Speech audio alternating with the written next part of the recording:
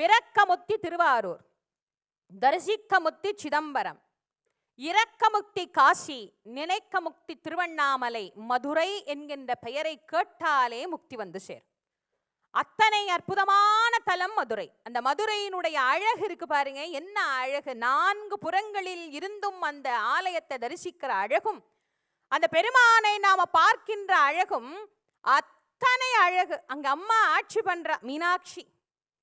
அந்த தாயினுடைய கடைக்கண் பார்வை, அச்சம்னா கண்ணு, மீனை போன்ற கண்ணை உடையவள்னு அவளுக்கு பேர். அதனால அவளுக்கு பேர் என்ன? மீனாட்சின்னு பேர். அந்த மீனாட்சியினுடைய கடைக்கண் பார்வை பட்டா அந்த அம்மா நம்மளை எல்லாம் பார்த்தா நமக்கு என்ன வருமா? தனம் தரும், கல்வி தரும், ஒரு நாளும் தளர்வெறியா மனம் தரும், தெய்வ வடிவம் தரும், நெஞ்சில் வஞ்சமில்லா இனம் தரும், நல்லனையெல்லாம் தரும். யாருக்கு தரும்?